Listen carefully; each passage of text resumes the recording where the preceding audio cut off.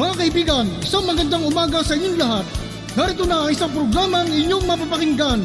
Hatid sa inyo ni Mel Elizalde, batikang broadcast journalist, sa kanyang pagtalakay sa mga napapanahong balita sa loob at labas ng ating bansa. Gayon din sa pagbibigay ng mga kalaman na kanyang tinipon tungkol sa kalusugan, ekonomiya, agrikultura, pangkabuhayan, politika at ang sitwasyon sa katahimikan ng bansa. At ngayon, narito na ang guro ng palatuntunan, Mel Elizalde.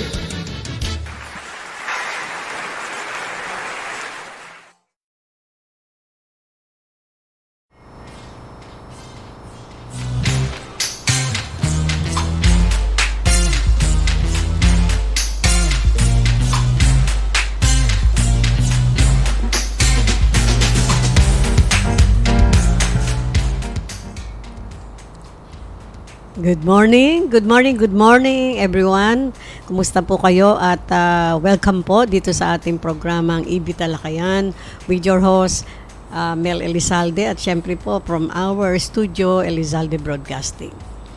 Ngayong araw is June 21, 2023, araw ng Miyerkules. Ano ho ngayon? Simbang ano ba ngayon? Baklaran. Ang daming tao na naman yan sa Baklaran. O kaya ho, mag-ingat kayo ha. Maglagay rin ho kayo ng mga face mask. Pag marami ng tao, siyempre mag-iingat tayo. Baka tayo ay magkasipon-sipon, magkahawahan na naman. Ayan ang problema. Pagka masyadong maraming tao, yun, kailangan ho natin mag-face mask tayo. Kung wala namang masyadong tao at marami ang, nga po, mahangin naman at malawak ang kapaligiran, ay wag na, pwede na hong hindi mag-face mask. No? Yan ho sabi nila. Pero ngayon ho, pag nagta-travel ako, hindi ho ako nagsasasakyan, nakikita ko ho, marami tayong kababayan na even ho sa loob ng sasakyan, marami na ho sa kanila ang hindi nagpe-face mask. No? Parang nawala na ho yata yung takot mula sa pandemyang naganap sa atin nung more than 2 years ago, 3 years na, no? Pero syempre, ang pag-iingat po ay lagi nating kailangang iisipin para hindi na tayo manumbalik pa sa kaawa-awa nating kalagayan. Kung inyo pong pagbabalik tanawin natin, noon napakalungkot ang mga karsada, para halos walang tao no? Para hong sementeryo, no? At nagkamurahan ho noon ang gasolina. Umabot sa 35 pesos per liter ho yun Kaya ako'y parating full tank. Kasi 35 pesos sa totoo lang. Nangyari ho yan. Dahil nga po, kakaunti na lang ang bumabiyahing mga sasakyan, even yung mga yung mga buses, dahil pinagbawal yung magkakatabi na mga pasahero. Sa tatluhan, isa lang o dalawa.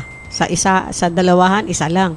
Siyempre hindi ho kikita ang may-ari ng bus, no? Bus operator, kaya medyo hindi ho nila pinalabas yung marami nilang buses at saka kakaunti nga po ang pasahero. At ang mga sasakyan din ay ng mga private ay hindi rin makaalis dahil pag may checkpoint ho lagi hinaharang kayo, tapos sabihin saan kayo patungo. Ako ilang beso ako naharang dyan sa may Alabang, Muntinlupa, no? Saan daw ako pupunta? Nakakainis ho no, di ba? Kaya nga kahit na bakunado ka o dami pa hong tanong at syempre kailangan dalhin nyo yung mga papeles nyo. Sana po ay wag nang manumbalik yung mga ganong pangyayari at pagkakataon sa atin. Ngayon po naman, marami tayong mga problema dito sa ating bayan. Siyempre, mga taas ng bilihin, ang ating pong mga pagkain ay nagkataasan na naman. At yung ating sibuyas, ganun din. At siyempre, yun yung mga gulay natin na kailangan natin sa ating katawan, nagkamahalan na naman. Talagang ganyan, no? Pero ito ho, may sumasabay na naman sa ating another problem na hindi natin alam kung ito ba'y problema talagang malaki. Kasi marami po sa ating mga mambabatas talagang kumukontra dito. Ang ating pong pag-uusapan ay tungkol sa ag funds dapat bang tanggapin sa ating bansa. Yan ho. Dahil nagre-request ang Amerika, no? Request ho yun, ha? That was request ba ho yun? Na kung maaari, na ano daw, na yung 50,000. Biro nyo, dami nun, 50,000 na Afghanistan, dito muna sa atin pansamantala. Wow, bakit? Sabi nga po ng ating magiting na senadora, Amy Marcos, bakit naman of all the country, tayo pa yung gusto nilang tambakan yan? Andyan naman ng Puerto Rico, yung malalapit sa kanila. Bakit? Bakit dito pa sa atin? Ito ba ay sinasabi, humanitarian act ba ito para sa atin o security threat? Yan o ang pag-uusapan natin. Humanitarian, sinabi nga po ni Attorney Harry Roque, no? Sinabi niya na kung sila ay mga refugees, pwedeng hindi ho tayo tumanggi dahil yun ay sa batas daw ng international, parang ganon, na ang bawat bansa ay kinakailangang kumalinga sa mga refugees, no, pansamantala.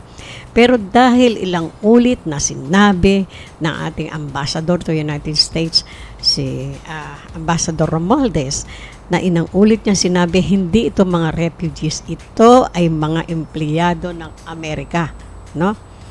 At kailangan lang na lumabas muna sila ng bansa at malaman at maiayos yung kanilang mga visa kasi hindi raw pwedeng nandun sila sa Amerika na aayusin pa yung mga visa nila, no? Kaya nga, anong sabi ho natin? Bakit itong request na to? Ito ba, sapilitan ba to? O talagang mahigpit ang pagsasabi ng Amerika na tanggapin nyo yan, Pilipinas, tanggapin nyo. Ang nakapagtataka po, asang-ayon sa mga nabalitaan natin at siyempre sa mga nakalagay sa pahayagan. As nung pang nakaraan taon ho pala ito, October 2022 pa, nakatanggap na ng mga ng mga pasabi mula sa Amerika na ito nga pong mga Afghan refugees, not refugees, mga Afghan nationals ay kinakailangang natin, tanggapin, i-accommodate, no? At hanggang sa ngayon, tinitingnan natin o inaayos natin o inaabangan po natin ang desisyon ng ating pamahalaan. Subalit marami pong mga mambabatas ang ayaw talaga. Kasi nga po, kahit naman hindi tayo mambabatas, naintindihan natin ang kalagayan ng ating bansa. Hindi po ba? Ano ang kalagayan natin? Hirap po tayo. Ang ating mga pinansyal dito ay talagang nahihirapan. Tapos tatanggap pa tayo ng ganyang karami. Yan ba ho, kahit sinabi ba ng Amerika na sila ang bahala sa lahat ng mga expenses ng mga Afghan nationals na yan? Madali yung sabihin yun, kung wala naman sa papel, dapat to ibigay na nila ng advance kung sakali mang magkatuluyan yan. Di ba? Paano natin i-accommodate yan? Ito nga po, nahihirapan tayo dito sa ating bansa. Yung mga karamihan po sa ating mga mamamayan ay mga walang bahay, no? Kayo po, dito lang, example lang, dito ho sa Manila, sa Metro Manila, dito po sa kinalalagyan ng ating studio, sa kahabaan ng Calao Avenue. Alam niyo po, ting umaga, sa hapon na ako iuwi, nadadaanan ko po yung mga kababayan nating walang tahanan. Diyan lang ho sila sa tabi-tabi. At pagka umuulan, naaalala ko po sila at naiisip ko, saan kaya yung mga taong yan naglalagay? Alam nyo naman ho ngayon, tag-ulan na, di ba? Pero nakakaawa ho talaga, may mga batang maliliit, mayroong pambuntis, may matatanda. Tapos, mag-aano pa ho tayo nito, mag-accept pa tayo nitong mga taong ito na hindi nga natin kilala at maaari pa hong magbigay ng problema sa atin. Hindi lamang pang ekonomiya. Alam naman natin ang mga Afghans, sabi nga po ng ating mahal na senadora, Amy Marcos, hindi natin kilala yung mga yan. Maaaring merong mabait sa kanila, merong edukado, pero hindi natin sila kilala at alam natin kung ano ang problema ng bansang yan, ng Afghanistan. Tapos i-accommodate natin sila. Kung dito gumawa ng mga organisasyon na maapektuhan tayo, mapapaalis pa ba ho natin yan? Hindi na. Hindi po ba? Kaya nga sinasabi natin, paano? Ano ang kasiguruhan? At bakit natin sila tatanggapin? Masyado naman ho yata tayo mabait pagka ganyan. O sunod-sunuran ba tayo sa sasabihin ng Amerika? O sabihin ng Amerika, o tanggapin niyo yan ha? At mind you, 50,000 people. I-accommodate ho natin yon. Ay ang sabi ho ni Ambassador Romualdez, hindi naman sa 50,000 kunin natin lahat. Maybe mga 1,000. Kahit ho 1,000, napakadami na nun. Yung nga lang hong 500 super dami na 1,000 pa. Di ba? Nakita nyo yun, no? Nagtatakbuhan sila para sila ay makasakay sa eroplano, makapunta kung saang bansa. Napakadami ho ng mga yan. Siguro, mga hindi lang 50,000 yan. Pero bago tayo magpatuloy, meron shoutout tayo, Miss Minerva Empleo. Good morning here at Occidental Mindoro. Oh, that's a far province, Occidental Mindoro. Good morning po. Salamat sa inyong pagsubaybay. Ayan po, kaya ngayon, kahit saan kayo magpunta, ay yan ang pinag-uusapan. Pero kahapon, nagulat po ako. Wala akong marinig sa mga malalaking network. Pero hopefully, makikita ho natin na sa lahat ng pahayagan. At siyempre, kailangan ho mabantog ito sa buong Pilipinas para tayo mismong mga Pilipino ang magde-decide. Di ho ba? Tayo naman ho talagang mahirapan pag dumating ho sila rito at pinayagan Paano naman ho tayo? Di ba?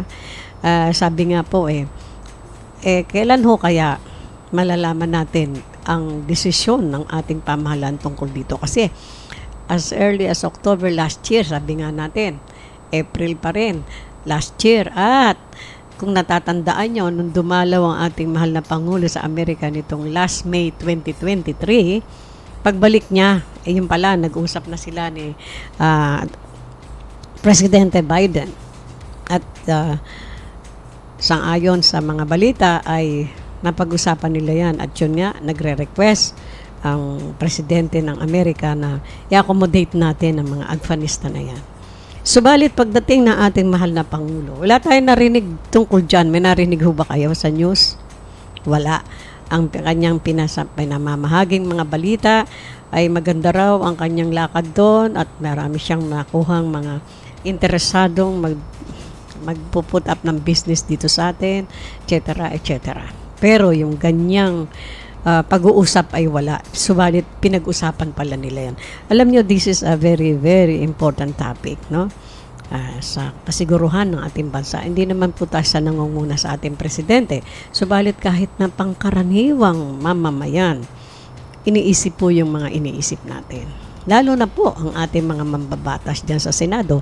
At kung inyo pong matatandaan, ilang araw, kahapon, the other day, tinalakay ho yan sa Senate, di ba? Sila, nakikita ho natin sila, Senator Francis Tolentino sa pangunguna ni magiting na Senadora Amy Marcos, iba pa mong mga senador John, Senador Jinggoy Estrada. Pinag-uusapan ho yun at iniisa-isa ho nila kung ano ang mga bagay-bagay, the pros and cons of sakaling i-accommodate natin. Pero papayag ho ba kayo? Marami hong hindi pumapayag kahit na mga ordinaryong citizen na hindi masyadong nakakaintindi ng issue about this. Ang alam ho nila, syempre makakadagdag ng mga banyaga, dagdag makakaagaw natin sa sa mga, kumbaga, makakaagaw natin sa pagkain, sa lahat ng bagay. Kasi hirap na rin tayo di ba? Overpopulated na nga ang Pilipinas Tapos punong-puno pa tayo ng utang. At isa pa, ang taas ng mga bilihin sa ating bansa. Kuryente, ilaw, tubig, kuryente, ilaw, pareho na pala yun, no? Pero ibig sabihin, sumasabay ang lahat ng bagay. Kaya yung mga ordinaryong citizen o yung mas mababang mga mamamayan na talagang walang pagkukuhanan, minsan isang beses na lang kung kumain sa isang araw, ang dami ho niyan, di ba? Hindi basta-basta. Napakarami tayong mamamayan na na sumasala na sa oras dahil wala silang pag-nagkakakitaan. Kaya nga po ngayon, massive ang aksyon ng ating gobyerno sa pagbibigay ng mga ayuda, hindi lamang po doon sa mga nabiktima malapit sa ano ho ng Bulkang Mayon, di ho ba? Dahil alam nyo naman na perwisyo tayo ng husto doon at hanggang ngayon medyo kinakapakapapa kung hanggang saan ang pagbibigay nito ng hindi magandang mga bagay-bagay. Talaga namang nagbigay na ng hindi magandang mga bagay na talagang ikalunos-lunos para sa ating mga kababayan na nakatira dyan sa malapit sa Bulkang Mayon dahil wala silang trabaho, magkakaroon pa sila ng sakit because of the pag-iimit ng Bulkang Mayon, ng mga ashes, no, na nakasasama sa kalusugan. Lahat ng po yan ay iniisip ng pamahalaan at kaya nga massive din ang kanilang aksyon para makapagpadala ng ayuda hindi lamang sa pamagitan ng pera kundi sa mga bagay-bagay na pagkain, tubig, etc. Di ba? Tapos dadalawin pa tayo ng mga extra na mga tao na to na hindi naman natin kagababayan, hindi naman natin kailangan sila'y tulungan dahil pobresito rin naman tayo no? Bakit ho sa ating balikat ng Amerika? Bakit hindi doon sa mga karatig po katulad ng Puerto Rico? Sabi nga ho ni Senadora Amy Marcos, no? At tayo po ay nagagalak dahil siya po ang talagang masugid na tumatalima o nag-imbestiga rito at ipinamahagi sa mamamayan ang kaalaman tungkol dito sa pagtanggap sakali ng mga AgFund nationals dito sa ating bansa. Pero sabi nga po, hindi sila refugees, kaya hindi ho natin pwede natin silang tanggihan. Ngayon kung refugees sila, meron ho tayong sinasabi na responsibilidad, sabi ho ni Attorney Harry Roque, kasi yan palang mga bansa lahat. Kapag pinuntahan kayo ng mga refugees, kailangan tumulong kayo. Ayun. Hindi naman sila refugees. Paulit-ulit. At sinabi pa po, kung aalala nyo, ay during the meeting ho dyan sa Senado, ilang beses tinanong ng ating magiting na Senadora Amy Marcos si Ambassador Romualdez. Sinabi niya, papaglinaw lang natin, sila po ba ay refugees o ano? Hindi raw refugees, mga former employees ng US government. And so, hindi mga hindi mga refugees yan. Mga may aral yan, no? So, bakit naman ho sa atin itatambak, no? Bakit naman? Meron ho tayong shoutout, Kuya Chot Velasquez, good morning po sa lahat. Yeah, practically mahirap tanggapin ang mga evacuees, but spiritually we have to also receive them as visitors. Kung refugees po sila, yan po ang sabi ni Kuya Chot Velasquez. Kung refugees medyo meron tayong responsibilidad kahit paano natanggapin. But spiritually we have also to receive them as visitors. Wow. Paano nga yung ating kalagayan financial dito sa atin? Yan ba siguradong, although sinabi na ng presidente ng Amerika na lahat ng expenses ng mga papadala dito sa atin, pasamantala daw, mga 5 buwan. 5 buwan is a long period din, di ba? 30 days ang isang buwan, di ba? 150 days yun. Baka mamaya, hindi naman tulungan ng Amerika yan. Sino mamamahala dyan? Kung ano man na mangyari, tayo pa mananagot, tayo pa masisi. Di ba? Yan ang sinasabi ng ating mga magagaling na mga mambabatas. No? Kaya nga, ito, pinag-uusapan ng talaga na habang nalalapit ang mga araw, kasi nakita na natin, pinapasakay na sila sa eroplano, nag-uunahan na nga hindi alam kung saan sila dadalhin. At yun nga, panayang nagre-request na. Actually, nag-request na pala ang Amerika earlier than nung October 2022 at April, inano nila yon, na-notify ang mga sangay ng gobyerno katulad ng Bureau of Immigration, may mga pala silang kumbaga notice na ganyan. na sinasabi na nagre-request nga daw ang Amerika para dito sa accommodation ng mga ag funds national.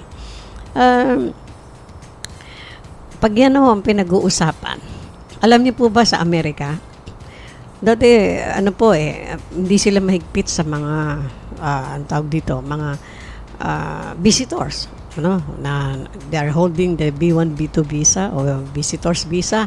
Pero alam niyo naman po na pagka visitors visa during the past few years, magaang panoon na yung nababalitaan natin na mga nagbibisit doon ay nagtatrabaho. Pero dumating ho yung panahon na namulat na rin ang Amerika. Lalo na sa panahon po ni dating Presidente Trump, na sinasabi niya, Presidente Donald Trump, sinasabi niya, muna tayo, kumbaga, stop muna mag-accommodate ng mga visitors kasi Amerika daw medyo nahihirapan, kumbaga, kung kaya naghihigpit sila sa visa, ang iniisip talaga nila kasi, kailangan mabigyan muna natin ng magandang mga hanap buhay itong ating mga citizen bago tayo mag-request o mag-accommodate ng mga foreigners na mag-work dito sa atin. Kasi pag working visa po kinuha nyo, mahirapan kayo dyan. Dami request sunod. Kailangan may request ka mula doon sa talagang opisinang kukuha sa'yo. Kung opisina man o ospital, mga ganyan-ganyan. Hindi ka mukha ng mga nakaraang panahon ay medyo madali. At ang sabi pa ho ni Kuya Chat Velasquez, economically mahirap po talaga, but there must be a way also but there must be a way to also find food and shelter for them, abate those though tayo mismo ay nahihirapan po. Ayun, yun na nga po yung ating sinasabi. Talagang hindi tayo pwedeng magsapalaran kasi kung tayong mga Pilipino dito ay nagkakagutom na, marami hong nagugutom dahil walang trabaho, walang pambiling pagkain. Maswerte na kung makakain sila ng isang beses ang araw, tapos mag-accommodate pa tayo niyan. Sino ho ang magbibigay sa kanila ng pera? Saan kukuha sila ng pagkain? Wala naman silang hanap buhay. Anong ating magiging kaligayan yan? Obligado tayo sa mga expenses. Ito nga pong mga citizen natin, nahihirapan alam niyo po, dito lamang sa Metro Manila, ang larawan ng kahirapan ay makikita nyo sa bawat karsada. Huwag naman magagalit ho sa atin ng local government ng Manila.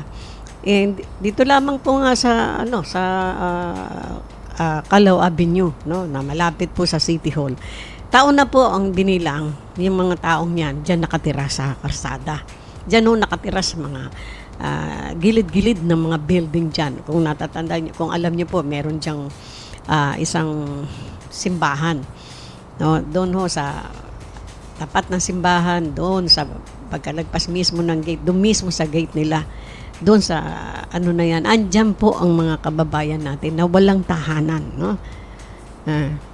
Sabi po ni Miss Minerva Empleo, yes, tayong mga Pilipinos ay may busilak na puso, kumbaga maawain, generous, polite, but the question is, mga yan ba ay makasiguro tayo na mabubuting tao ba nga yan o aabutin natin kasi baka gulo lang, yan ang sabi niya, kita niyo po, ako'y natutuwa dahil mulat na ang ating mga kababayan. At kasi ba ang attitude nila, hindi natin hawak ang mga puso at isipan nila, dapat i-accommodate sila ng bansa natin, evaluate muna at sasalain, di po ba? Ayuda nga ng Pilipinas sa sambayan ng Pilipino ang nakikinabang, pero dadaan muna sa matinding evaluation bago maka-avail. Pero ang banyaga, wow, agad-agad tatanggapin ng walang ambisyon, investigasyon o evaluation. You see? These are the mga komento ng ating mga mamayan. Maraming salamat po sa inyong Miss Minerva Empleo, sa inyong napakagandang suggestion o paglalarawan ng inyong katwiran kung bakit ayaw nyo ng mga ag funds na to ay ating i-accommodate. Ito, sinasabi nga niya. Alam niyo po, pagka ang tao ay ang nag-utos ay sikmura, marami hong magiging kriminal dyan kasi pag nagugutom ang tao at walang mapagkukuhanan, tataas po ang kriminalidad. No? Di ba? Napapansin natin pagka sumobra ng kahirapan, walang kulang ang sustento para sa pamilya, hindi makapagtrabaho ang ama ng tahanan o ina ng tahanan, walang trabaho. Ano po naiisip? Di po ba tumataas ang bilang ng kriminalidad? Lalo pa, tatambakan tayo ng ganyan. Baka hindi lang tumaas, talagang magkaroon na ng kaguluhan dito sa atin. Nakatatakot. Sabi nga po ng ating butihing Senadora Amy Marcos, nakakakilabot daw at nakakatakot. Totoo naman. At sana po ay magmuni-muni ang ating pamahalaan bago po niya gawin o pagbigyan ang request ng kaibigang Amerika. No? Kasi ang bigat di ba? Tayo ang mananagot dyan. Tapos pag tinanggap natin, hindi na sila pwedeng bumalik doon sa kanilang bayan habang sila ay nagpunta na sa ibang bansa. So yan po yung mga mga bagay-bagay na isipin muna natin bago natin sila i-accommodate. Siyempre, tao rin tayo, may puso tayo, pero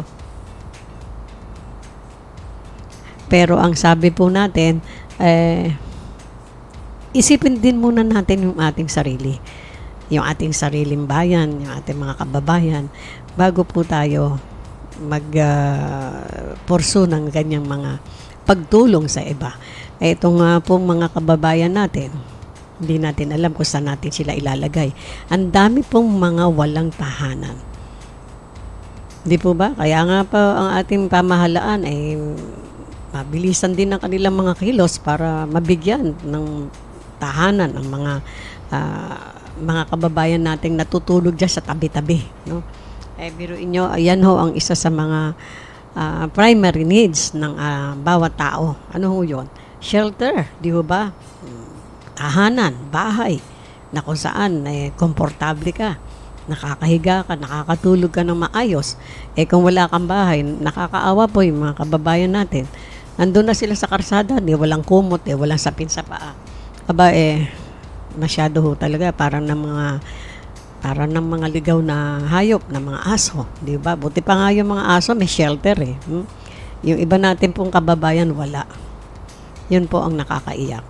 At katotohanan, sapagkat marami po sa ating dito sa ating bayan, lalo na sa kalunsuran, dito sa Maynila, nagtambakan po kasi rito yung mga taga-probinsya na gustong mag-venture dito sa Maynila. Akala nila madali ang buhay dito. Sa probinsya, magtanim-tanim ka siguro hindi ka magugutom doon. Kaya lang po, yung mga pangangailangan, naririnig ko yan sa mga naging kasambahay natin na sinasabi, talagang sa probinsya, magtanim ka lang, di ka naman magugutom. Kailangan puro saging ang mga kinakain, mga kamote, ganyan.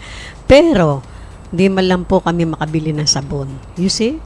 Sabon na yung yung pangpaligo, di ba? Yun lang mga ganun, hindi. Kasi nga po, mahirap ang buhay sa probinsya. Kaya nga, gusto nila dito, akala nila sa Maynila, madaling kumita. Kaya naglipa na ang mga taga-labas ng syudad, mga malayong probinsya. Nagpupuntahan dito, ang akala nila ay maayos ang buhay dito, pero hindi po. Lalong lumalaki, lumalawak ang mga problema pagka yung pong mga kababayan natin sa probinsya ay nagpuntahan dito sa Maynila. How much more pagka in-accommodate natin itong mga ag funds national na to, na siyang makadadagdag pa ng mga problema natin. Hindi ho tayo maaaring manghawakan, sasabihin o sinabi ng Amerika na habang nandito raw ay silang bahala sa lahat ng expenses. Dali po yung sabihin no? Kung i-advance naman nila yan for 5 years time, kwentahin na. Para sigurado, di ba, no? Kaso wala naman ganong kontrata So, yan po yung ating mga pinag-uusapan at syempre, gusto nating linawin bago tayo magkaroon ng problema. isipin muna ho natin kasi ang dami na rin natin problema. Ay gusto pong batiin si Miss Julita Tormis, no? Kahapon, di ko po kayo nabati kasi di ko nabasa ho yung nasa itaas na bahagi. Kaya, thank you very much ho, Miss Julita Tormis. At gabi niyang ho yan, no? At I want to greet Ma'am Antonieta Dizon Tapang. Ma'am, thank you po for, nung nag-usap tayo the other day. And of course, I want to say hello to Dr. Loida D. Diaz, ating butihing principal sa Arellano High School during our time, no? And I want to say hello to our friends, Miss Eunice Abanto, Miss Emily Briones Molo, of course, to our executive assistant, Mr. Chot Velasquez. Tuloy ba meeting? Hindi ba? Lunes ba o Biyernes? Kasi nagpunta si Renz dito kanina. Sabi nyo raw Lunes. So, Lunes ba? Pakitext nyo lang yung mga kasamahan natin. Thank you so much. And of course, I want to say hello to my best friend, Miss Linda Soreda. I'm so glad and happy for you na at least makakaalis na po siya, makakapunta na siya sa Australia. Mamimit niya na ang kanyang husband-to-be. Yeah. I wish you luck and happiness in life. At sa August, hindi pa natin alam kung anong August siya. Sabi ko nga ako maghahatid sa kanya sa airport. No? Thank you so much at nadinig din ng nasa taas yung ating mga panalangin na matagal mo nang nilalangit na siyempre makapunta na ron. Siyempre lahat po tayo ay nangangarap. Hindi ho tayo pwedeng huminto ng pangarap sa buhay habang tayo nandito sa mundo. Karapatan po natin lahat yan na mangarap at gawin ang ating mga gustong gawin na makabubuti para sa atin. Sapagkat hindi ho tayo makakaasa sa ating kapwa dahil pinanganak tayo mag-isa, so hanggang buhay ho tayo, magsikhay tayo sa sarili natin. Talagang ganyan diba? So be happy, diba? Be good, be happy, and do good. So yan po mga minamahal nating taga-subaybay, maraming salamat po sa inyong lahat. At don't forget to like us, share us, follow us, and of course subscribe us to our YouTube channel and to our Facebook channel sa Elizalde Broadcasting. And don't forget, I always say, I love you all. Bye-bye.